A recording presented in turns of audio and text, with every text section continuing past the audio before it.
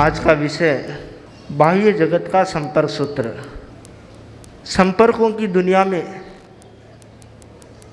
बहुत कुछ जाना और समझा जा सकता है। आदमी अधिकतर बाह्य जगत के संपर्क में रहता है और बाह्य जगत का संपर्क कैसे होता है उसका बोध होना जरूरी है। बाह्य जगत के संपर्क का माध्यम क्या है, उस माध्यम को जानना जरूरी है। बाह्य जगत का संपर्क करने का साधन है इंद्रियां। इंद्रियों का परिभाषा करते हुए कहा गया, आचार्य तुलसी ने जैन सिद्धांत दीपिका में लिखा है, प्रतिनियत विषय ग्राही इंद्रियम, जिनके द्वारा अपने अपने नियत विषय शब्द आदि का ज्ञान होता है उसे इंद्रियां कहते हैं। प्रत्येक इंद्रिय अपने विषय का ज्ञान करती है। जैसे उदाहरण के तौर पर श्रोत्रेंद्रिय का विषय है शब्द और वह शब्द को ग्रहण करती है, सुनती है। चक्षुरेंद्रिय का विषय है वर्ण और वह वर्ण को देखता, दृश्य देखता। घ्राणेन्द्रिय का विषय है गंध और वह गंध को ग्रहण करती है। रसनेन्द्रिय का विषय है रस, वह रस को ग्रहण करती है। और स्पर्शनेन्द्रिय का विषय है स्पर्श, वह स्पर्श का अनुभव करती है। तो ये 5 इंद्रियां हैं और 5 इंद्रियां अपने अपने विषय का ज्ञान करती है और उसके माध्यम से हमारी जानकारी बढ़ती है। प्रत्येक इंद्रिय के 2 प्रकार बतलाए हैं, द्रव्य इंद्रिय और भाव इंद्रिय। द्रव्य इंद्रिय पुद्गल सापेक्ष होती है, पौद्गलिक होती है, और भाव इंद्रिय जो है वह आत्मिक होती है। द्रव्य इंद्रिय के 2 प्रकार बतलाए हैं, निवृत्ति और उपकरण। निवृत्ति से तात्पर्य है आकार रचना। उदाहरण के तौर पर श्रोतेंद्रिय हमारा कान है और कान की जो आकार रचना है उसे निवृत्ति कहा जाता है। निवृत्ति भी 2 प्रकार की होती है, बाह्य और आभ्यंतर। बाह्य बाहर की आकार रचना बाह्य कहलाती है और अंदर की जो आकार रचना है वह आभ्यंतर कहलाती है। द्रव्य इंद्रिय का जो दूसरा प्रकार है वह उपकरण। अपने अपने विषय को ग्रहण करने की जो पौद्गलिक शक्ति होती है वह उपकरण कहलाता है। पुद्गल की जो शक्ति, ग्राह्य शक्ति है, वह उपकरण कहलाता है। भावेंद्रिय, भाव इंद्रिय के भी 2 प्रकार बतलाए हैं, वह है लब्धि और उपयोग। लब्धि है जीव की शक्ति और उपयोग है उसका पुरुषार्थ, काम में लेना, प्रवृत्ति में आना, वह उपयोग कहलाता है। इसे हम एक उदाहरण के माध्यम से भी समझ सकते हैं। जैसे चाकू का आकार है वह निवृत्ति है और उसकी धार है वह उपकरण है, और लब्धि उसकी जो क्षमता है वह लब्धि है और उसको काम में लेना, पुरुषार्थ करना, उपयोग में लेना, वह उपयोग है। तो ये द्रव्य इंद्रिय और भाव इंद्रिय। द्रव्य इंद्रिय अजीव है और भाव इंद्रिय जीव है। इंद्रिय की प्राप्ति शरीर नाम कर्म वह दर्शनावर्ण्य कर्म के क्षयोपशम से होती है। और दर्शनावर्ण्य कर्म के क्षयोपशम से होती है, इसलिए इंद्रिय निर्वध्य है, सावध्य नहीं है। इंद्रियों से पाप का बंधन नहीं होता, पुण्य पाप नहीं होता, क्योंकि वह निर्वध्य है।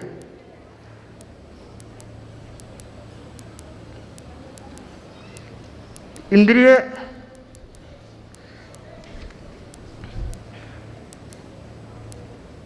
कुछ संसार में जितने भी प्राणी हैं, संसारी जितने भी प्राणी हैं, सारे इंद्रियों को धारण करते हैं।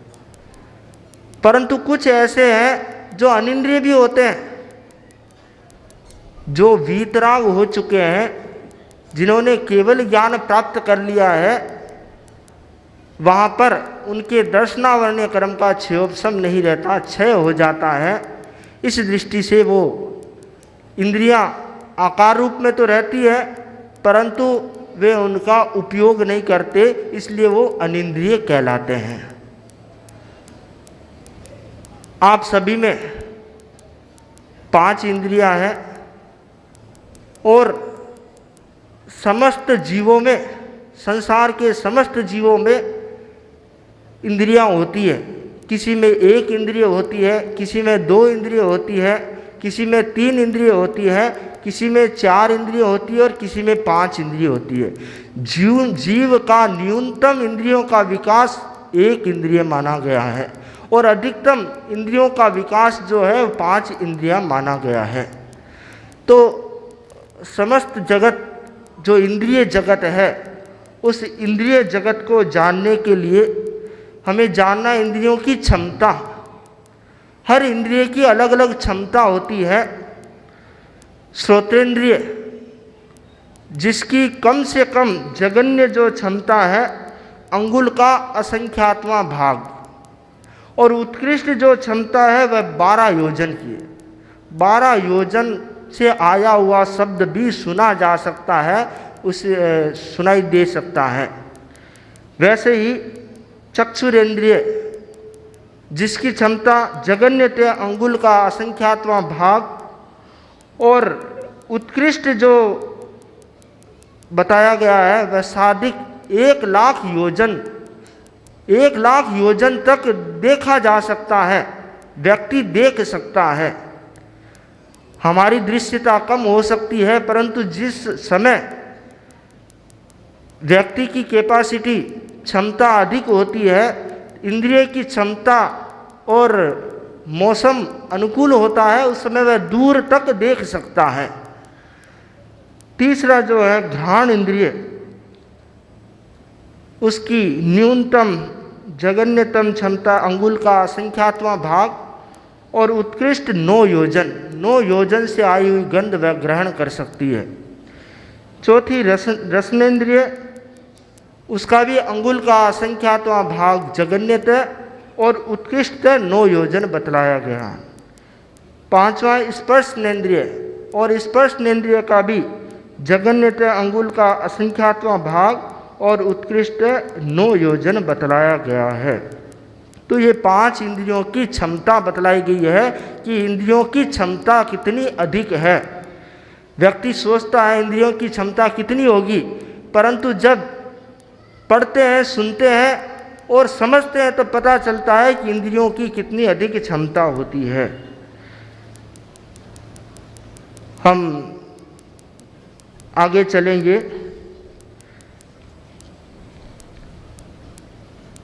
इंद्रियां हमारे लिए बहुत उपयोगी है, क्योंकि इंद्रियों के बगैर हमारा जीवन एक तरह से निरर्थक हो जाता है।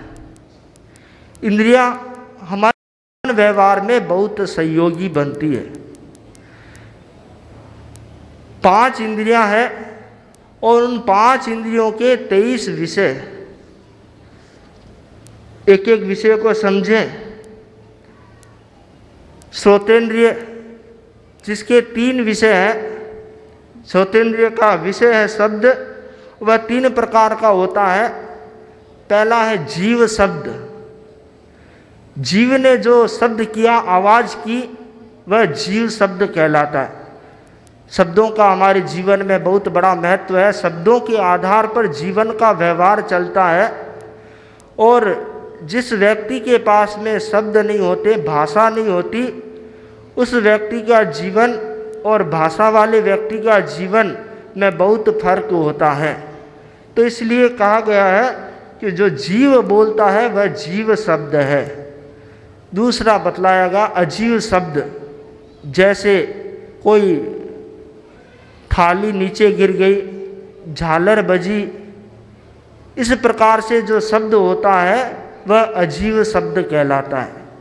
तीसरा जो बताया गया मिश्र शब्द, जिसमें जीव और अजीव का दोनों का योग रहता है, उससे जो शब्द की उत्पत्ति होती है वह मिश्र शब्द कहलाता है। जैसे बांसुरी बजाई जाती है, बाजा बजाया जाता है, तो अकेली बांसुरी नहीं बजती है, व्यक्ति उसमें फूंक मारता है तब उसमें से आवाज़ निकलती है। तो जीव और अजीव दोनों का संयोग होने से जिस शब्द की उत्पत्ति होती है वह मिश्र शब्द कहलाता है। तो श्रोतेंद्रिय के शब्द विषय के बारे में चर्चा की। अब चक्षुर इंद्रिय, चक्षुर इंद्रिय का विषय है वर्ण, रंग। हमारी आंखें दृश्य देखती है और तरह तरह के दृश्य हमारे सामने आते हैं। तो वर्ण के 5 प्रकार बतलाए गए: कृष्ण काला, नील, रक्त लाल, पीत पीला और श्वेत। मूल रूप से ये 5 रंग बतलाए गए हैं, और इनको मिलाने से और अनेक रंग बन सकते हैं। मूल रूप से 5 रंग बतलाए गए हैं। घ्राणेन्द्रिय का विषय है गंध। वह 2 प्रकार की होती है, सुगंध और दुर्गंध। रसनेन्द्रिय का विषय है रसन। वह 5 प्रकार का बतलाया गया है। तिक्त, तीखा, जैसे सौंठ में तिक्तपन होता है, सौंठ जैसा। कटु, नीम जैसा। कसेला, हरितकी जैसा। आम्ल, इमली जैसा। और मधुर, चीनी और आम जैसा। 5वां स्पर्शनेन्द्रिय। स्पर्श 8 प्रकार के बतलाए हैं: शीत, उष्ण, स्निग्ध, रुक्ष, मृदु, कर्कश, गुरु और लघु। ये 5 इंद्रियों के 23 विषय है। इंद्रियां हमारा कुछ अहित नहीं करती और विषय भी अहित नहीं करते जब तक इनके साथ राग और द्वेष नहीं जुड़ता।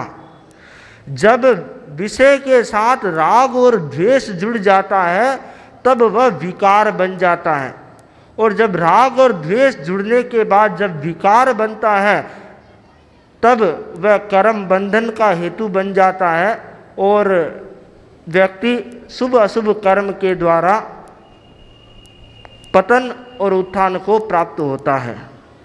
तो इसलिए कहा गया है कि 5 इंद्रियों के 23 विषय और उनके 240 विकार होते हैं।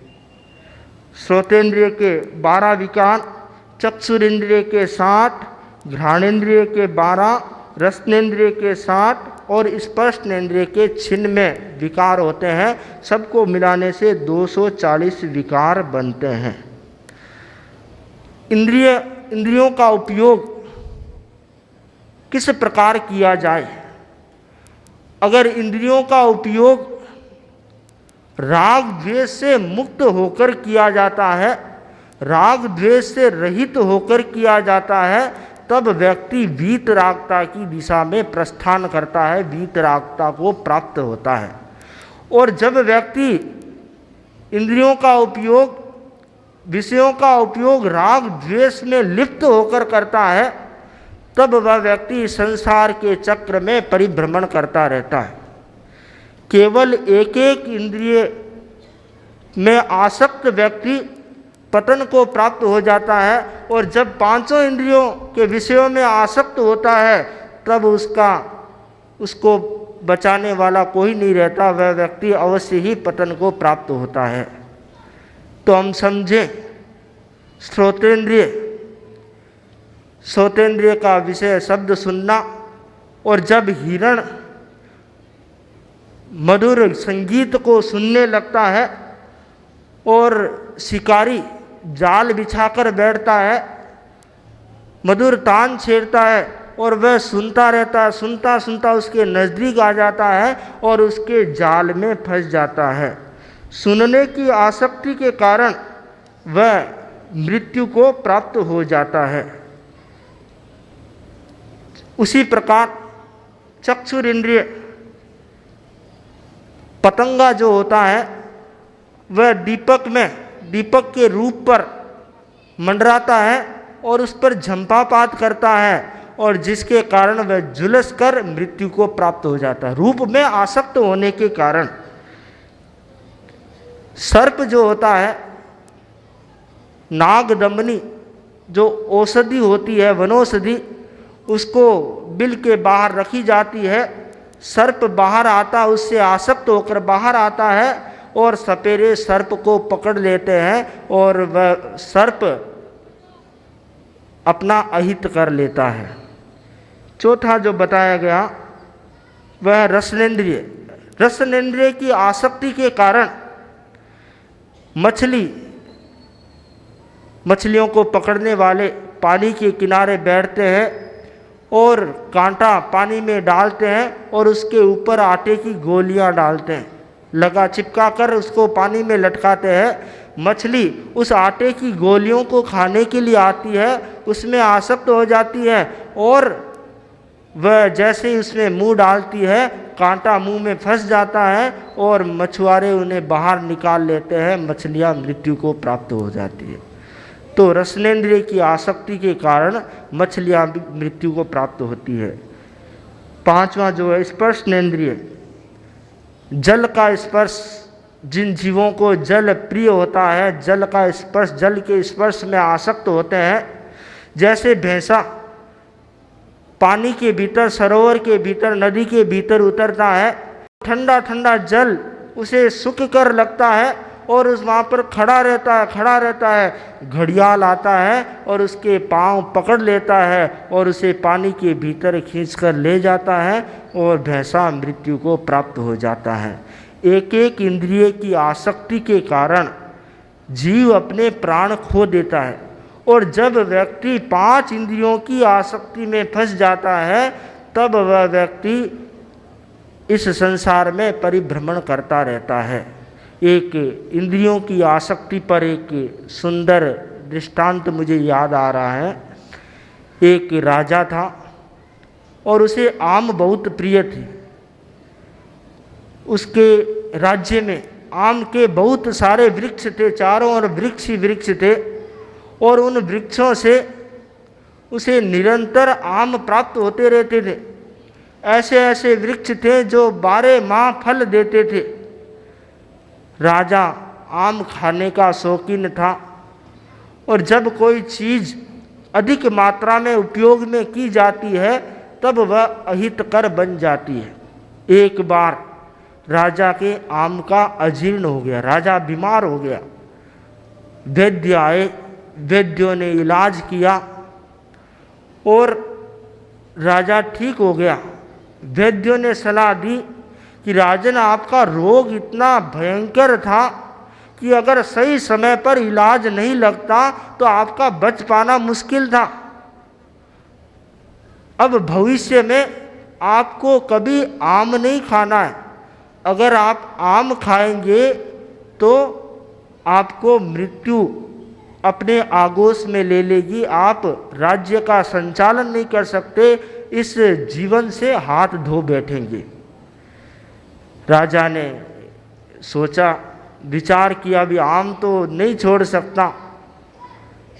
वैद्यों ने जोर देकर कहा कि अगर आपको जीवित रहना है तो आम छोड़ना होगा।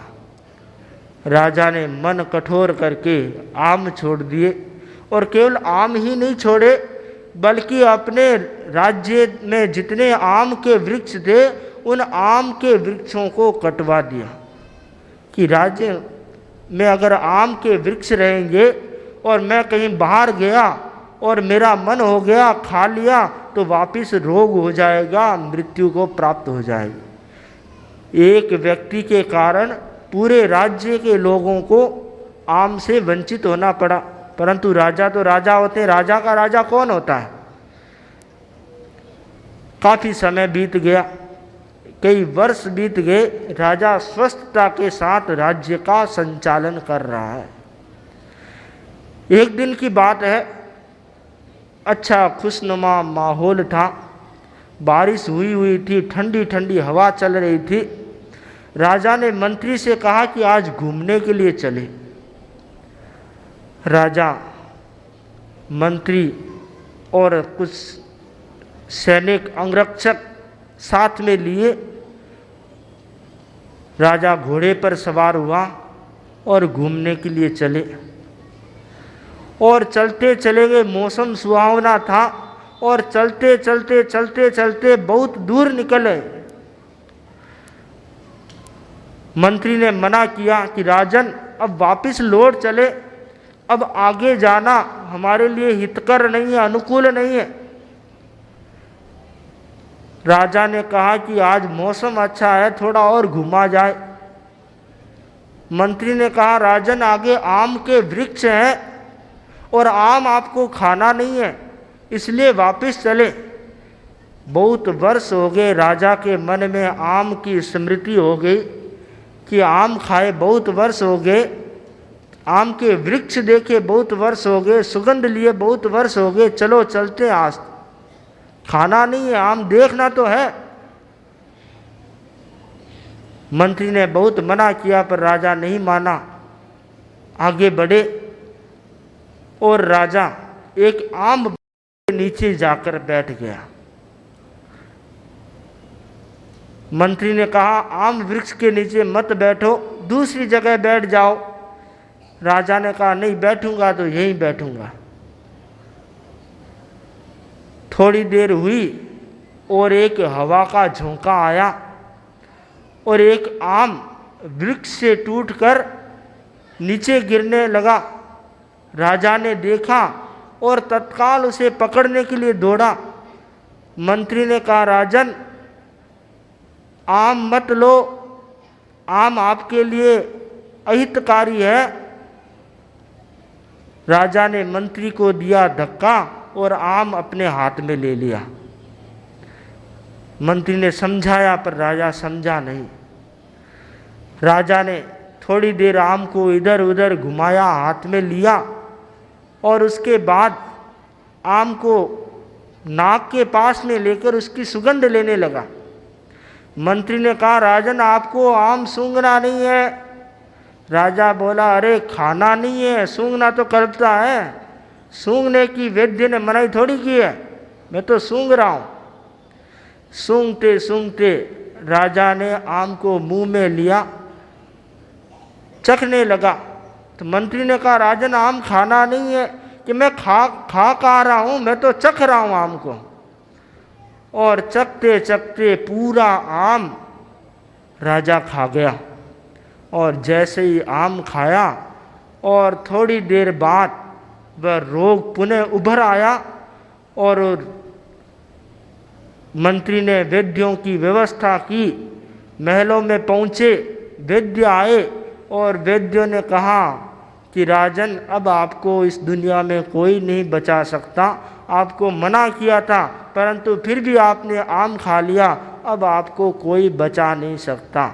और राजन मृत्यु को प्राप्त हो गया, राजा मृत्यु को प्राप्त हो गया। एक आम की आसक्ति के कारण, रसनेंद्रिय की आसक्ति के कारण राजा को अपने जीवन से हाथ धोना पड़ा और राज्य को राजा से वंचित होना पड़ा। इसलिए कहा गया है कि जब व्यक्ति आसक्त हो जाता है, इंद्रियों के विषय में आसक्त हो जाता है, तब वह व्यक्ति अपने जीवन से हाथ धो बैठता है, हाथ धो सकता है या अपना अहित कर सकता है। इसलिए इंद्रियों की आसक्ति से ऊपर उठने का प्रयत्न करें। और जो आसक्ति से ऊपर उठने का प्रयत्न करता है वह वीतरागता की दिशा में प्रस्थान करता है और अपने जीवन में साम्य भाव को घोलता है, समरसता को घोलता है। घर परिवार समाज में कई बार अशांति का कारण ये इंद्रियों के प्रति आसक्ति बनती है और उस आसक्ति के कारण लड़ाई झगड़े हो जाते हैं, परिवार में अशांति हो जाती है। कि हम जितनी आसक्ति को छोड़ने का प्रयत्न करेंगे उतना ही हम अपने जीवन को और अधिक सुंदर और श्रेष्ठ बना सकते हैं। हालांकि इंद्रियां ज्ञान का साधन है, जानकारी प्राप्त होती है, इनसे हमें ज्ञान प्राप्त होता है। विज्ञान की दृष्टि से नर्वस सिस्टम जो ज्ञानवाही और क्रियावाही तंत्रिकाएं हैं, तंत्र है, जो तंत्रिका तंत्र है, उसके माध्यम से जानकारी होती है।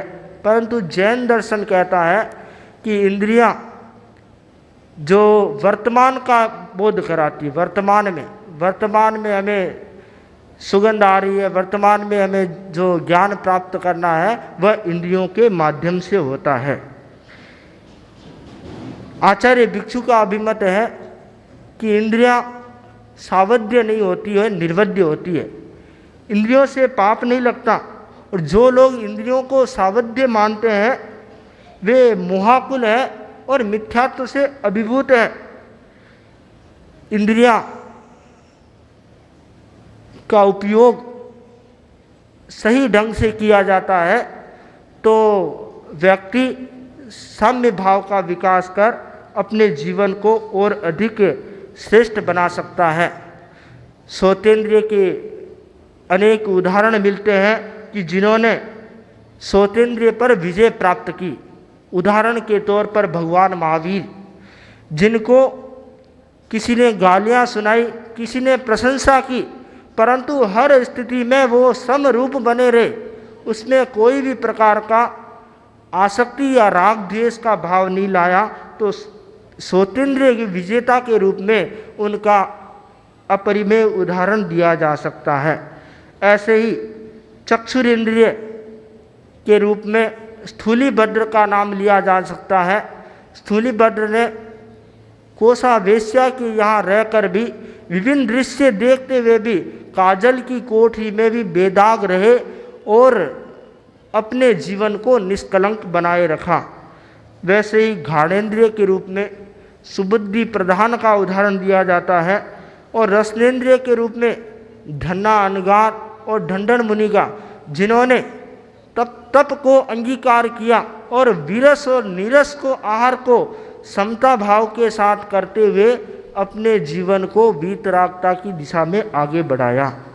स्पर्शनेन्द्रिय के रूप में सनत कुमार चक्रवर्ती का उदाहरण दिया जा सकता है, जिनके शरीर में 16 महारोग हुए और उन्होंने 700 वर्षों तक उन 16 महारोगों को सहन किया।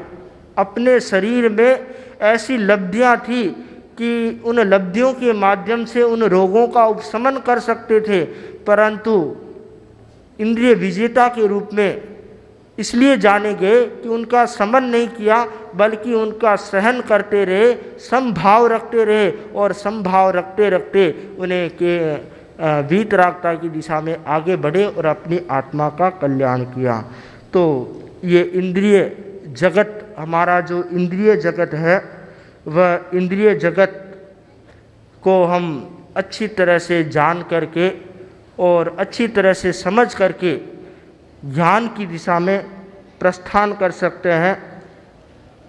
गुरुदेव तुलसी ने भी लिखा है, 23 विषय पंचेंद्रिय नाम बेसय 40 विकार बना परिहरिये पल पल शुद्ध मना मतिमंत मुनि सुकुलिनी श्रमणी गुरु शिक्षा धारिये पश्चिम रयणे ऊठ ऊठ अक्षर अक्षर संभारिये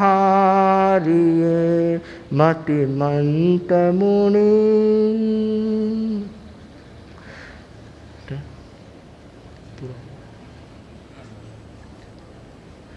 गीता में भी गीताकार ने कहा है,